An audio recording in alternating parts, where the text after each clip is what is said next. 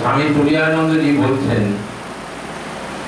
সূর্যের আকাশে যখন সূর্য ওঠে,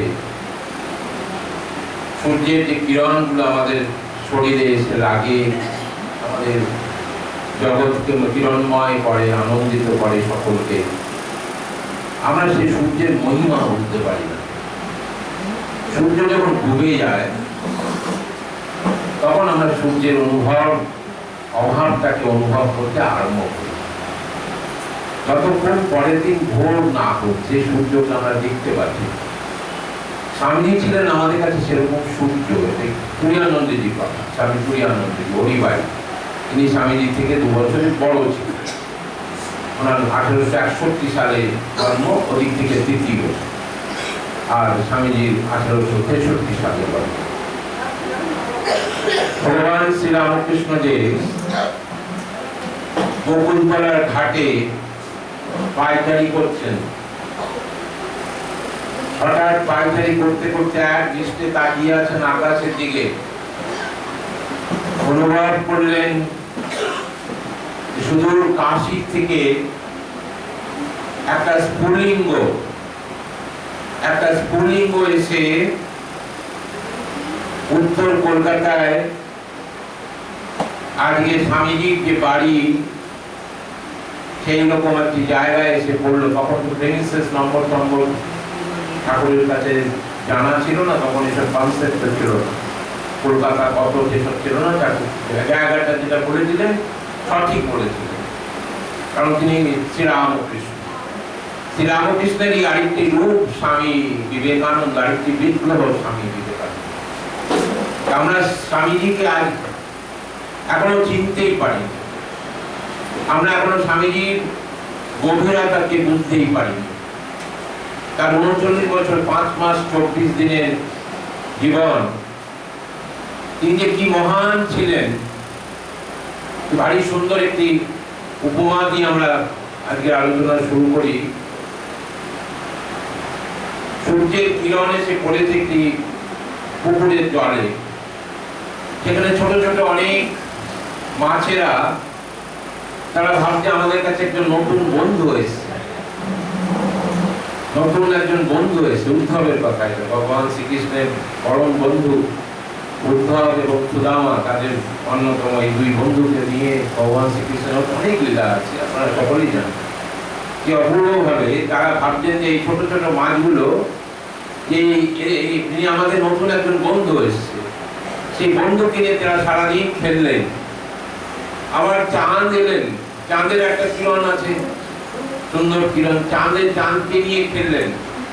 তারপরে যখন সূর্য চন্দ্রমা দুজনেই থাকছেন না, একটা সামান্য কয়েকটা সেকেন্ডের বিজ্ঞান যা বলে, সেই সময় তারা দুঃখ করে অন্তরে ব্যথা নিয়ে তাদের মা মাছকে জিজ্ঞেস করছেন যে মা আমাদের বন্ধু কোথায় গেল। তো মা মাছ বলছেন, যিনি এসেছিলেন তিনি তোমাদের ধরতব্যের থেকে বাইরে, তোমরা তাকে কোনোদিনও স্পর্শ করতে পারবে না, তোমরা কোনোদিন তাকে ধরতে পারবে না। তিনি হচ্ছেন আজকে কলিযুগে ভগবান শ্রীরামকৃষ্ণের আরেকটি প্রতিরূপ, স্বামী বিবেকানন্দ। স্বামীজির বাইরের বহু কথা আছে, মীরাজিটা শুনিয়ে গেলেন, অপূর্ব সুন্দর কথা। ছোট্ট একটা ঘটনা দিয়ে আমরা বাইরের ঘটনাগুলো দেখুন। জাপানে স্বামীজি গিয়েছিলেন, আপনারা সকলেই জানেন যে 1893 যখন মহাসম্মেলনের একটা বিরাট ব্যবস্থা, সেই ব্যবস্থার পেছনে একটা অন্য হিডেন এজেন্ডা ছিল। হিডেন এজেন্ডাটা কি ছিল আমরা ঘরোয়া আলোচনা করছি বলে এগুলো বলা যায়, হিডেন এজেন্ডা পাবলিকলি বলা যাবে না। হিডেন এজেন্ডাটা কি ছিল, যে খ্রিস্টানিটিকে অর্থাৎ খ্রিস্ট ধর্মকে পুনঃপ্রতিষ্ঠা করা। খ্রিস্ট ধর্মের অবস্থা তখন খুব খারাপ, সারা পৃথিবীব্যাপী তখন ধর্মের খুব হাহাকার চলছে। আমরা এদিকে ইংরেজদের অধীনে, আমাদেরকে যারা ইংরেজরা বলছে গড ইজ ব্যাড, তোমাদের গড ইজ ব্যাড, তোমাদের পুতুলকে ফেলে দাও, এরকম জলে ফেলে দাও, বলো গড ইজ গুড, তোমরা আমাদের চার্চে এসো, তোমাদেরকে চা খাওয়াবো, তোমাদেরকে সিগারেট খাওয়া শেখাবো, তোমাদেরকে সরকারি চাকরি দেবো, এরকম নানা রকম প্রলোভনে আমাদের যুবকরা প্রভাবিত হয়েছে। এরকম প্রলোভনে আমাদের বহু যুবক প্রভাবিত হয়েছিল। সেই মতো অবস্থায় সেই সময় খ্রিস্ট ধর্মের অবস্থা অত্যন্ত খারাপ, কিন্তু বাইরে থেকে তাদের বুঝতে দিত না। খ্রিস্ট ধর্মের অবস্থা তখন এত খারাপ ছিল, আমি একটা ছোট্ট উদাহরণ দিই। চিকাগো তখন আমেরিকায় এত খারাপ অবস্থা ছিল, বহু কলকারখানা বন্ধ হয়ে গেছিল। কলকারখানার শ্রমিকদের পয়সা দিতে পারতো না মালিকরা।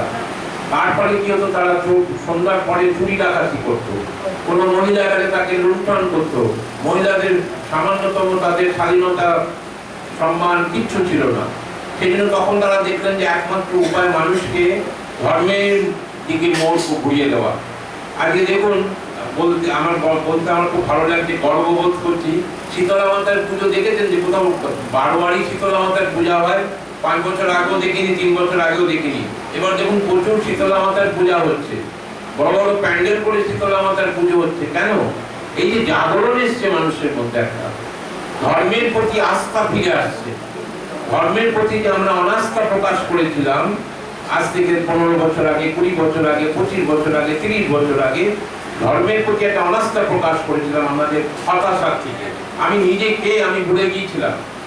আমরা স্বামীজির আলোচনা করতাম, স্বামীজিকে ভালোবাসতাম, শ্রীরামকৃষ্ণকে ভালোবাসতাম, কিন্তু আমরা আমাদের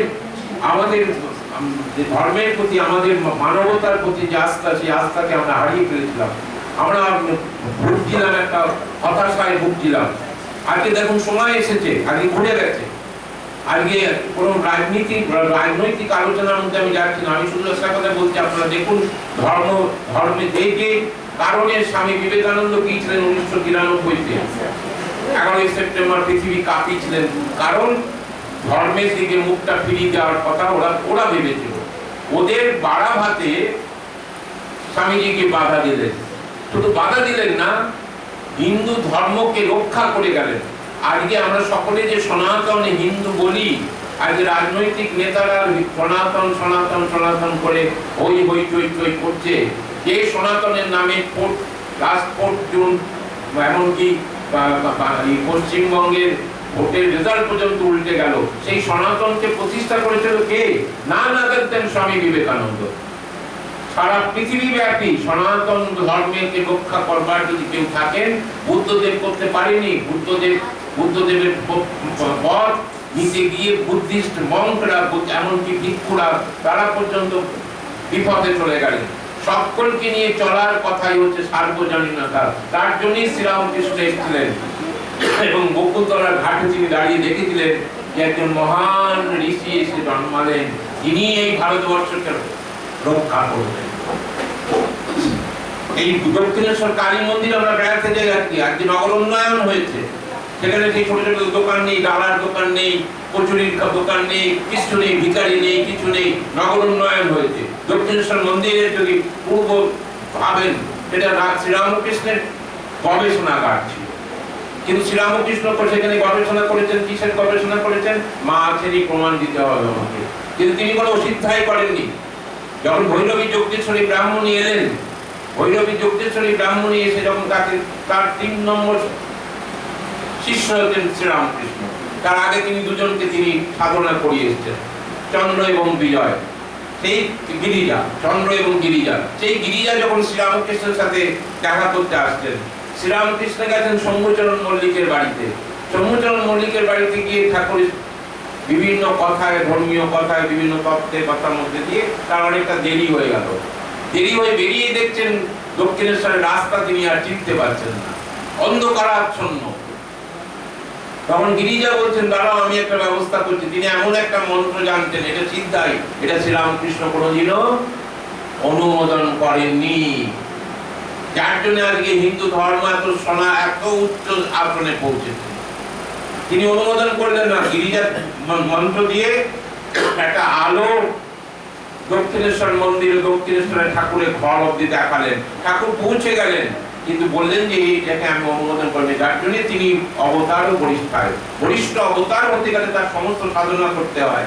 তাই তিনি সমস্ত সাধনা করেছেন। হ্যাঁ, তিনি তন্ত্র সাধনা করেছেন, বেদান্তের সাধনা করেছেন, তিনি বৈষ্ণব সাধনা করেছেন। কারণ সমস্ত সাধনা না করলে, সমস্ত কোয়ালিফিকেশন, একটা ইউনিভার্সিটিতে যতগুলো সাবজেক্ট আছে সবগুলোতে তিনি না পড়াশোনা জানলে তিনি করতে পারবেন না। সেই সাধনার ফল তিনি তুলে দিলেন নরেন্দ্রনাথের হাতে এইবার তুমি বিশ্বজয়ী হও। শ্রীরামকৃষ্ণ তো বিশ্বজয়ী হননি, শ্রীরামকৃষ্ণ তো ভারতবর্ষের বাইরে তিনি যাননি, কিন্তু তিনি আরেক রূপে তৈরি করলেন নরেন্দ্রনাথকে, যাতে বিশ্বজনীন ধর্মকে ভারতবর্ষে প্রতিষ্ঠিত শুধু হবে না, সারা পৃথিবী আজকে আমাদের ধর্মকে শ্রদ্ধা করবে, ভালোবাসবে এবং হচ্ছেও। আপনারা আস্তে আস্তে দেখতে পাচ্ছেন খুব স্লো প্রসেস হচ্ছে, নিঃসন্দেহে খুব স্লো প্রসেস হচ্ছে। ছোট্ট একটা উদাহরণ বলি, কোনো রাজনীতির কথা না।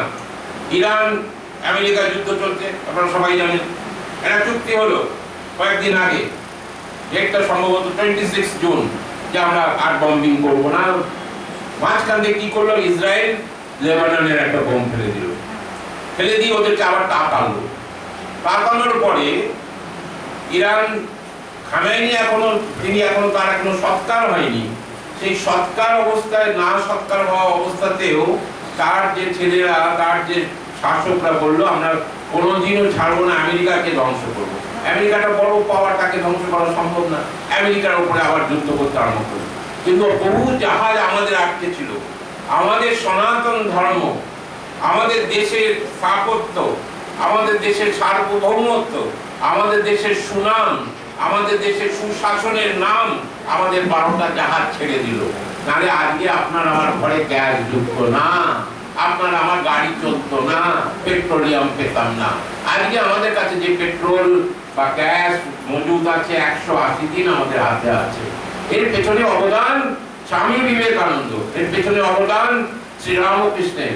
এটা আজকে সকলে কেউ অস্বীকার করতে পারছে না। কোন ধর্ম সম্প্রদায়, আমাদের অনেক সম্প্রদায় আছে, আমরা আমাদের হিন্দুদের মধ্যে অনেক সম্প্রদায় আছে, শৈব আছে, শাক্য আছে, অমুক আছে, তমুক আছে, অনেক আছে। সবাই কিন্তু এক বাক্যে স্বীকার করছেন, যদি আজকে অ্যাম্বাসেডর শ্রীরাম কুশবিদ্ধ বিবেকানন্দ না যেতেন, ভারতবর্ষ থেকে সারা দুনিয়ার মঞ্চে, তাহলে কিন্তু আজকে এই ভারতবর্ষকে কেউ চিনতে পারতো না। জাপানে একটা ছোট্ট ঘটনা, জাপানে কিছুটা হলেও প্রাথমিক ভাবে স্বামীজিকে অ্যাকসেপ্ট করে। স্বামীজিকে জাপানের লোকেরা প্রথম দিকে পছন্দ করে। পরবর্তীকালে আপনারা যা শুনেছেন, আমার কাছে হয়তো শুনেছেন বা অন্যভাবে শুনতে পারেন, যারা অনেক দিদিভাইরা অনেক পড়াশোনা করেন, তার বইতে দেখেছেন, স্বামীজি চলে যাওয়ার পরে জাপানেই প্রথম একটা কাগজে বলেছিলেন যে মি টিকার সন্ন্যাসী ইজ ডেড, মাংসাশী একজন সন্ন্যাসী মারা গেছে, মি টিকার সন্ন্যাসী ইজ ডেড। সেই জাপানে একজন নব দম্পতি, তারা দুজনেই স্বামীজির অত্যন্ত ভক্ত। আপনারা জানেন, যখন 1893 31 মে স্বামীজি যখন রওনা হয়েছিলেন এই জাহাজে, পেনিনসুলার, তার নাম পেনিনসুলার, সেই পেনিনসুলার জাহাজটা জাপান অব্দি যাচ্ছিল। সেই পেনিনসুলার জাহাজ জাপানে গিয়ে স্টপেজ দেয়, পরে লং পিরিয়ড ও 1 মাসের মতো প্রায় সেখানে স্টপেজ দেয়। তা ওইভাবে স্বামীজি জাপানে ঘুরে বেরিয়েছেন, বিভিন্ন জায়গায় গেছেন। সেই সময় একটা নব দম্পতি স্বামীজির অত্যন্ত ভক্ত হয়ে পড়েন। তারা এত ভক্ত হয়ে পড়েন, স্বামীজি তাদের বাড়িতে পর্যন্ত গেছেন, তাদের সন্তানদের ক্ষেত্রে তিনি আশীর্বাদ করেছেন। তারপরে সেখান থেকে এমপ্রেস অফ ইন্ডিয়া বলে একটি জাহাজে তিনি ভ্যানকুভারে এসে পৌঁছালেন। এটা 31 জুলাই 1893। সেই এত লং জার্নি জাপানে যে কদিন ছিলেন, জাপানে কিন্তু প্রত্যেক যারা এসেছেন কেউ স্বামীজিকে পছন্দ করেছেন, কেউ করেনি। কারণ Japan belongs to Buddhism, Japan এখনো বুদ্ধিজম, কিন্তু স্বামীজিকে তারা এই দুজন অত্যন্ত শ্রদ্ধা, অত্যন্ত ভালোবাসতেন। তারপরে যখন স্বামীজির বিশ্ব বিজয় হয়, তখনকার দিনে এত প্রচার মাধ্যম ছিল না, এত ফেসবুক, এত হোয়াটসঅ্যাপ, এত এইসব ছিল না, আমরা জানতে পারতাম না। আমাদের স্বামীজির নিজের ভাইরা ব্রহ্মানন্দ বা শিবানন্দ, তারাই বহুদিন বাদে জেনেছেন যে এই বিশ্বকে জয় করেছে ভারতীয় সন্ন্যাসী, তিনি আর কেউ নন, আমাদেরই প্রিয় নরেন, সেটা অনেকদিন বাদে জেনেছেন। তো সেই জাপানি যে দম্পতি, তাদের দুটো ছোট্ট ছেলে ছিল। হঠাৎ একদিন দুর্ভাগ্যবশত তারা বাড়ি ফিরছিলেন, একটি রোড অ্যাক্সিডেন্টে দুটি ছেলেই মারা যায়। রোড অ্যাক্সিডেন্টে, স্পট ডেথ। যখন তাদের স্কুলের ব্যাগ থেকে তাদের পরিচয় জানা যায়, পুলিশ তাদের পরিচয় নিয়ে তাদের মৃতদেহ তাদের মায়ের হাতে তুলে দিয়ে যায়। মা অশ্রু বিসর্জন করলেন না। ঈশ্বর আমাকে উপহার দিয়েছিলেন for a certain time, for a certain period of time, not permanently. তার স্বামীও কাজে গেছেন, স্বামী না আসা পর্যন্ত তাদের সৎকার হবে না। স্বামী সন্ধ্যার সময় ফিরেছেন, তিনি দরজার চৌকাঠে দাঁড়িয়ে আছেন। তুমি এখানে দাঁড়িয়ে আছো কেন? বলে জানো, ঈশ্বর আমাদেরকে উপহার দিয়েছিলেন, সেই উপহার দুটো আজকে তিনি ফেরত দিয়ে গেলেন। স্বামীজি আমাদের জীবনে যেদিকে এসেছিলেন, তিনি আমাদের ঈশ্বর, তিনি আমাদের বুদ্ধ। তার কোনো প্রয়োজনে তিনি আজকে ফেরত নিয়ে গেলেন, তিনি বুঝতে পারেননি স্বামী, তার যে স্বামী সে সাধারণ একজন মানুষ, তিনি বুঝতে পারেন। তিনি সেই উপহার দুটো ফেরত নিয়ে গেলেন। সেই উপহার দুটোকে সাজিয়ে গুজিয়ে এবার আমাদের দিয়ে আসতে হবে। মা, একজন মা, চিন্তা করুন, একজন মা তার কত কষ্টের মধ্যে দিয়ে সন্তান দুটোকে হারিয়ে শোক স্তব্ধ হয়ে যাওয়ার কথা, তিনি ঈশ্বরের উপহার ভেবে স্বামীজি কোন পর্যায়ে তাদেরকে কথা বলতে পেরেছিলেন, তাদের সাথে তাদেরকে শিক্ষা দিয়েছিলেন, তাদেরকে ভালোবেসেছিলেন। তাই স্বামী তুরীয়ানন্দজি বলছেন যে যে সূর্য কিরণ আমাদের শরীরে লেগেছে, সেই সূর্য কিরণকে আমরা ভালোবেসেছি, কিন্তু আমরা বুঝতে পারিনি যে স্বামীজি এত মহান, স্বামীজিকে ছেড়ে যে থাকতে হবে। আমরা যে স্বামীজিকে পেয়েছিলাম, আমরা অত্যন্ত ভাগ্যবান। আজকে আমরা এখানে যারা বসে আছি, আমরা কেউ ঠাকুরকে দেখিনি, আমরা কেউ মাকে দেখিনি, আমরা কেউ স্বামীজিকে দেখিনি। আমরা কি তখন ছিলাম না? হ্যাঁ ছিলাম। আমরা হয়তো পাতা হয়েছিলাম, কেউ হয়তো টিকটিকি হয়েছিলাম, কেউ হয়তো আরশোলা হয়েছিলাম। আমরা ঠাকুরের সাথে ছিলাম। কেউ ভাববে না যে আমরা ঠাকুরের সাথে ছিলাম না, কারণ আমাদের জন্মান্তরে ভগবান তিনি অনেক পুণ্যের ফলে এবার মনুষ্য জীবন পেয়েছে এবং তার কথা শুনছি বা তার কথা আলোচনা করছি, তাকে সামনে রেখে সেই সূর্যের কিরণেই আমরা আজকে অভিভূত হয়ে বসে আছি। সেই স্বামীজি কোন স্তরে এইবার এসেছিলেন যে তারা শোক তাপ থেকে বেরিয়ে স্বামীজিকে এত ভক্তি করেন, স্বামীজির কথাতে তাদের শোক তাপ সব চলে গেল। তারা ভুলে গেলেন যে সন্তান দুটি আমার নয়, ঈশ্বরের। ঈশ্বর নিয়ে গেছেন, যতদিন আমাদের উপহার দিয়েছিলেন তাদেরকে কেয়ার টেকিং করার জন্য।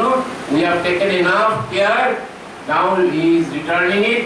তো আমরা আজকে তাদেরকে ঈশ্বরের কাছে ফিরিয়ে নিয়ে যাচ্ছি। Is it possible for anybody in the earth? Germany Eva Salve বলে একজন নারী, স্বামীজিকে অত্যন্ত ভালোবাসতেন, স্বামীজিকে ভীষণ ভালোবাসতেন। স্বামীজির বহুবার তিনি স্বামীজির কাছে এসেছেন। তার জীবনে অনেক দুঃখ, অনেক ব্যথা, অনেক জ্বালা, অনেক হতাশা তার জমেছিল। তিনি স্বামীজির কাছে আসতেন এবং স্বামীজির তার সমস্ত সমস্যার সমাধান বলে দিতেন। তিনি স্বামীজিকে সমস্ত সমাধান বলে দিতেন। বহুদিন বাদে, স্বামীজি তখন দেহ নেই, তখন স্বামীজির কাছে তিনি গিয়ে হাপুস নয়নে কাঁদছেন, তুমি আমাকে চলে গেলে। তখন তিনি ভীষণ কঠিন একটা ব্যাধিতে ভুগছেন, আশেপাশে কেউ নেই তার, he is alone on the earth, তার কেউ নেই, তিনি একাকী। স্বামীজির সামনে স্বামীজিকে গিয়ে খুব গালমন্দ করছেন, তুমি যে চলে গেলে আমাকে তো নিয়ে যেতে পারতে, আমি তো তোমারই কন্যা, তুমি আমাকে ফেলে চলে গেলে কি করে? হঠাৎ তিনি দেখছেন তার নিজের কথা, হঠাৎ তিনি দেখছেন স্বামীজির ছবির মধ্যে যেন জ্যোতি বেরোচ্ছে, বিরাট সুন্দর একটি মুখ। স্বামীজি হাসছেন তাকে দেখে, বলে তুই এইটুকুতে ভেঙে পড়ছিস, দেখ আমার অবস্থা। তার বুকের দিকে তাকিয়ে দেখছেন অঝরে রক্ত ঝরছে, অর্থাৎ ক্রুশবিদ্ধ বিবেকানন্দ। আমরা কেউ তাকে ছাড়িনি, সমাজে কোন স্তরের মানুষ তাকে ছাড়েনি। উচ্চ নীচ, ধনী দরিদ্র, ব্রাহ্মণ ক্ষত্রিয় কায়স্থ শূদ্র কেউ স্বামীজিকে ক্রুশবিদ্ধ হতে ছাড়েননি। তার নিজের ক্রুশ নিজে বয়ে নিয়ে নিজে ক্রুশবিদ্ধ হয়েছেন। জেসাস নিজের ক্রুশ নিজে বয়ে নিয়ে গিয়েছিলেন, কিন্তু আমরা স্বামীজিকে সারা জীবন তাকে ক্রুশবিদ্ধ করেছি, সর্বদা তাকে বিদ্ধ করেছি, প্রতিটা পদক্ষেপে তাকে সমালোচনা করেছি, তার প্রতিটা কাজকে আমরা খারাপ চোখে দেখেছি, নিবেদিতার সাথে তার সম্পর্ককে আমরা কটু চোখে দেখেছি, নোংরা চোখে দেখেছি। সেই স্বামী বিবেকানন্দ বলে গিয়েছিলেন যে ১৫০০ বছর বাদে বিবেকানন্দের নামে গাছের পাতা উঠবে, একটা পাতা ধরার জন্য তোরা দৌড়াবি। ইয়েস, আজই শুরু হয়ে গেছে সেই বিপ্লব।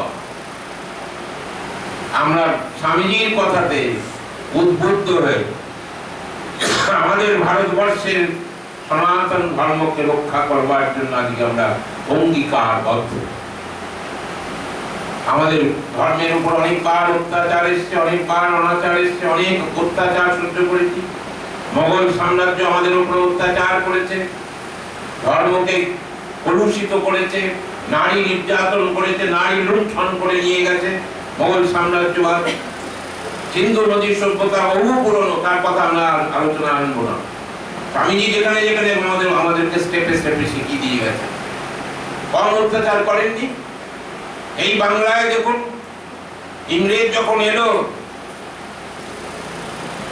বাংলার মাতৃভূমি ভক্ত আলীবর্দী এবং তার নাতি সিরাজউদ্দৌলা, তার সঙ্গী মোহনলাল প্রাণ দেওয়ার জন্য তার পলাশিতে যুদ্ধ করলো, কিন্তু আমাদেরই ঘরের লোক, তাদেরই ঘরের লোক মির্জাফর তাদেরকে ধরিয়ে দিল, নাহলে কেউ নর্থ ক্লাইভকে, সিরাজউদ্দৌলাকে কেউ হারাতে পারতো না। বুঝিয়ে দিল কোন দিক দিয়ে যাচ্ছে, কোন দিক দিয়ে যাচ্ছে। তখন লর্ড ক্লাইভ স্বামীজি তার উপরে বলেছিলেন যে তোরা এত কাপুরুষ, তোরা এত কাপুরুষ, নিজের মাকে পর্যন্ত বিক্রি করে দিবি। আজকে দেখছেন টেলিভিশন করতে পারছেন না, প্রাণের জিনিস ঘরে ঘরে পড়ছে, নিজের মাকে বিক্রি করে দিয়েছে, নিজের মাতৃভূমিকে বিক্রি করে দিয়েছে। জঙ্গল কেটে রিসর্ট তৈরি করা হয়েছে। স্বামীজি সব প্রফেসি করে দিয়েছিলেন, মাতৃভূমিকে ভালোবাসো আগে। বলছেন যখন লর্ড ক্লাইভ যাচ্ছিল, ওদের হাতে তো অস্ত্র ছিল না, গরিব মানুষ ওরা খেতে পারত না, ঢিল ছিল তো, পাথর ছিল তো। এই ভারতবর্ষের প্রতিটি পাথর শিবলিঙ্গ, সেই পাথর ছুঁড়ে মারলি না কারণ গাড়ি তো পালিয়ে যেত। ওদের হাতে তেমন কিছু অস্ত্র ছিল না, ওদের কাছে 2টি কামান ছিল আর 20 খানা কামান ছিল সিরাজের কাছে। তারা মির্জাফরের আদেশে তারা ভুল পথ দেখিয়ে পেছন দিক দিয়ে আক্রমণ করে হারিয়ে দিল মোহনলালকে। মোহনলাল প্রাণ দিলেন, সিরাজ পালিয়ে গেলেন। সিরাজ পালিয়ে গেলেন, মুসলিম বোনেদের বোরখা পরে নৌকোতে পালাতে যাচ্ছিলেন। তারই একজন সঙ্গী তাকে খুন করে। এই আমাদের দেশের ক্রুশবিদ্ধতা, যার সব থেকে বড়, সব থেকে বেশি যদি ক্রুশবিদ্ধ হয়ে থাকেন ভারতবর্ষের মাতৃভূমিতে, ভারতবর্ষের মাটিতে, তিনি স্বামী বিবেকানন্দ। স্বামী বিবেকানন্দ ফিরে এলেন ভারতবর্ষে ফিরে অমরনাথ দর্শন। অমরনাথ দর্শনে স্বামী একটাই প্রার্থনা করেছিলেন, আমি তোমার কাছে কিছু চাইতে আসিনি, আমি তোমার কাছে কিছু চাইতে আসিনি, কোন ঐশ্বর্য চাই না, জায়গা জমি বাড়ি রিসর্ট কিচ্ছু চাই না। আমি তুমি তো সারা জীবন লোককে বর দিয়েছো, বর্ষাসুরকেও বর দিয়েছো, গয়াসুরকেও বর দিয়েছো, সবাইকে তো বর দিয়ে বেরিয়েছো, যাকে খুশি বর দিয়েছো। হাজার হাজার রাক্ষসকে বর দিয়েছো, রাবণকে বর দিয়েছো, আমাকে একটা বর দাও, আমাকে ইচ্ছা মৃত্যু একটা বর দাও। I don't need anything more than that. রাবণকে পর্যন্ত তুমি বর দিয়েছো, রাবণেরও মৃত্যুবান ছিল। যদি হনুমান রক্ষা না করতেন, সীতাকে কোনোদিনও উদ্ধার করতে পারতেন না রামচন্দ্র। কাজ করে দিয়েছিলেন তো, লক্ষণ বাবুকে তো কাজ করে দিয়েছিলেন। একমাত্র বজরং বলি হনুমান কথিত আছে তিনি আজও জীবিত, আমরা দেখতে পাই না। স্বামীজি থাকলে হয়তো তিনি দেখাতে পারতেন তিনি কোথায় ভাবে আছেন, কি খান, আমরা কেউ জানি না। পৃথিবীর আধ্যাত্ম ইতিহাস এত মনোরম, এত সুন্দর আমাদের ভারতবর্ষের ইতিহাস। হ্যাঁ,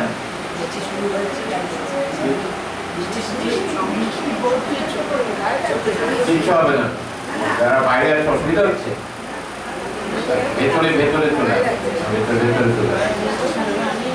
আমি বেশি সময় নেবো না, আর 10 মিনিটে শেষ করি। স্বামীজি কথা তো শেষ করা যায় না। আর হ্যাঁ হ্যাঁ ঠিক আছে, তাড়াতাড়ি শেষ করছি। আপনারা যারা পারবেন ভেতর দিয়ে চলে আসুন।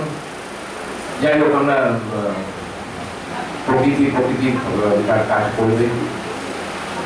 আমরা আমাদের ভারতবর্ষে স্বামীজি ফিরে এলেন, ফিরে ইচ্ছা মৃত্যু বর পেলেন।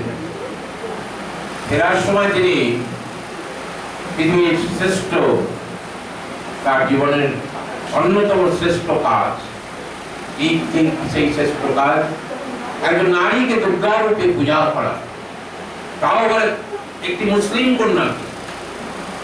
মুসলিম কন্যাকে তিনি মাতা দুর্গা রূপে পূজা করলেন। জঙ্গলি ফুল দিয়ে নিবেদিতাকে বললেন, কিছু আমাকে ফুল এনে দাও। তখন বর্ষা, জুলাই মাসে অমরনাথ যেতে হয়, সবাই জানেন না, তখন বর্ষা, তখন কোথায় ফুল পাবে? কয়েকটা জঙ্গলি ফুল এনে দিলেন, সেই ফুল দিয়ে তিনি তাকে পূজা করলেন। পৃথিবীর আধ্যাত্ম ইতিহাসে কোনোদিনও ঘটেনি। এটা প্রথম ঘটনা নয়, উনি আগেও পূজা করেছেন, আগেও নারীকে পূজা করেছেন। শ্রীরামকৃষ্ণ পূজা করেছেন শ্রী শ্রী মাকে। এই পূজা সাধারণ পূজা নয়। 1902 সাল স্বামীজি যাননি। হ্যাঁ, 4 জুলাই তিনি দেহটাকে ছেড়েছিলেন, কারণ তিনি অমরনাথের কাছে বর পেয়েছিলেন 40 পেরোবে না। কাকে কাকে বলেছিলেন? শুদ্ধানন্দজিকে বলেছিলেন, শিবানন্দজিকে বলেছিলেন, রামকৃষ্ণানন্দজিকে বলেছিলেন, লাটু মহারাজকে বলেছিলেন। লাটু মহারাজ বলেছিলেন, লোরেন ভাই যদি না থাকে আমি গঙ্গায় ঝাঁপ দেবো। এটা অবশ্য উনি করেননি। এত ভালোবাসার শ্রীরামকৃষ্ণের আরেকটি প্রতীক, আরেকটি মূর্তি স্বামী বিবেকানন্দ। তার মনের যে ইচ্ছা, সমস্ত কিছু তিনি এদের মধ্যে দিয়ে তৈরি করে দিয়ে গেল। আজকে শ্রীরামকৃষ্ণ সাম্রাজ্য আমরা যা দেখতে পাচ্ছি, বেলুড় মঠ থেকে সুদূর শিকাগো, এই পুরুলিয়ার থেকে সুদূর পেন্টাগন, জার্মান থেকে সুদূর রাশিয়া, সর্বত্র আজকে শিক্ষা বলুন, স্বাস্থ্য বলুন, নারী শিক্ষা বলুন, অনাথদের রিহ্যাবিলিটেশন বলুন, সর্বত্র রামকৃষ্ণ মিশনের একটা ভূমিকা আছে। 1902 সাল 4 জুলাই সকাল থেকে তিনি সবার সাথে মজা করলেন, যেরকম মজা বোধহয় আর কোনোদিনও করতেন না। একটা কথা এখানে না বললেই নয়, সময়ের সংক্ষিপ্ততা, একটা ছোট্ট কথা না বললেই নয়। নিবেদিতার 2 জুলাই নিবেদিতাকে কমলালেবুর পায়েস করে নিজে হাতে খাইয়েছিলেন। খাওয়ানোর পরে তাকে অনেক বুদ্ধি দিয়েছিলেন। তাকে রাজযোগ, ধ্যান যোগ, ভক্তি যোগ, তার উপরে বিরাট একটা তাকে কাহিনী বলেছিলেন। তখন নিবেদিতার খাওয়া হয়ে গেল, নিজে তার হাতে জল দিতে যাচ্ছেন। নিবেদিতা খুব অকওয়ার্ড পজিশনে পড়লেন, কি স্বামীজি আপনি আমার হাতে জল দিচ্ছেন? বলে, কেন, তুমি জানো না ভগবান যিশু যখন প্রাণ যাবে তার কটা দিন আগে তিনি ভক্তদের পা ধুয়ে দিয়েছেন। নিবেদিতার বুকটা ঝাড় করে উঠল, ঠিকই, তাহলে কি আমার প্রভু চলে যাবেন? তবু চলে যাওয়ার মধ্যে তো কোনো লক্ষণ দেখতে পাচ্ছি না, কারণ তিনি ছিলেন ক্রুশবিদ্ধ। তার শরীরে সমস্ত রকম রোগ ছিল, কেউ বুঝতে পারত না। তার কিডনি ফেলিওর ছিল, ডায়ালিসিস হয়নি। লাং ফেলিওর ছিল, ডায়ালিসিস হয়নি। হাই সুগার ছিল, কোনোদিন সুগারের পেশেন্ট সুগারের ওষুধ খায়নি। একবার মাত্র গঙ্গা প্রসাদ সেনের কথায় তিনি 21 দিন দুধ খেয়েছিলেন, জল খাননি। তিনি হচ্ছেন আমাদের বিবেকানন্দ। কত কষ্ট করেছেন আপনার আমার জন্য, কি প্রয়োজন ছিল তার সেই শিবলোক থেকে নেমে আসার। তিনি যুগান্ত শিব, দুবার শিব অবতার হয়ে এসেছেন, একবার শঙ্করাচার্য, একবার নরেন্দ্রনাথ।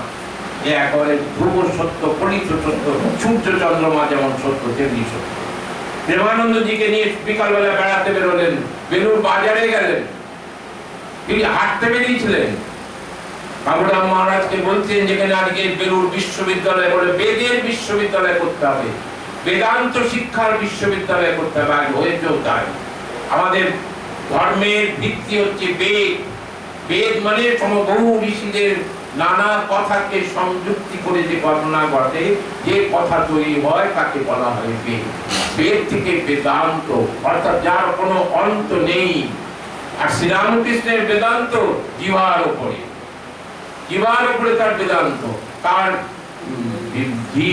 বলছেন যে শ্রীমা যখন এলেন জিজ্ঞেস করছেন যে তিনি কিরকম বলেন, ওরা সারাদিন এরকম কথা বলেন না। বাবা, ও কোনো বই বই কিছু পড়ে না, ওর জীবেতেই সব তিনি মুখে মুখে বলতে থাকেন। সবার সাথে কথা বললেন, সবার সাথে হাসলেন, মজা করলেন, বিকালবেলা সবার সাথে চা খেলেন, কুকুর বাঘাকে আদর করলেন। নাক দিয়ে রক্ত পড়তে আরম্ভ করেছিল, তাও তো বলেননি। রক্তক্ষরণ হয়েছে নিজের ঘরে, নিজে কাউকে ডাকেননি। আপনার আমার প্রাণের স্বামীজি আর বোধহয় প্রাণটাকে রক্ষা করতে পারেননি, বা নিজের চেষ্টাও করেনি, মাটিতে শুয়ে পড়েছিলেন। একজন সেবককে আসলে সেবককে বললেন, তুই শুধু আমাকে একটু হাওয়া কর, আর কিছু করতে হবে না। স্বামীজি একটু জল দেবো, বলে না লাগবে না, পাটা টিপে দেবো, না লাগবে না। কারণ সেবা নেবেন না। তিনি এসেছিলেন মানুষের সেবা করতে, তিনি এসেছিলেন আত্মের সেবা করতে, তিনি এসেছিলেন পদার্থের সামনে খাবার ধরতে, তিনি এসেছিলেন যেসব মায়েদের মাথার উপরে ছাদ নেই তাদের ছাদ দিতে, তিনি এসেছিলেন রাজস্থানের পুরীর কাছে সেই লিপটা খেতে, তিনি এসেছিলেন আপনার আমার কল্যাণের জন্য। তিনি জাননি আমার আপনার পাশে রয়েছেন। রটা 2 মিনিট 1902 সাল 4 জুলাই দেহটাকে ছেড়ে দিলেন, বললেন পুতুর মতন ফেলে দেবো, এই দেহটাকে ফেলে দেবো। এই গেরুয়াটা হচ্ছে সংগ্রামের প্রতীক, এই গেরুয়াটা হচ্ছে ত্যাগের প্রতীক। এই প্রতীককে আমরা কখনো ছাড়তে পারবো না। যতদিন সূর্য চন্দ্রমা থাকবে, ঈশ্বরের সৃষ্টি থাকবে, বিবেকানন্দ ততদিন থাকবে। বিবেকানন্দ ছিলেন, বিবেকানন্দ আছেন, বিবেকানন্দ থাকবেন।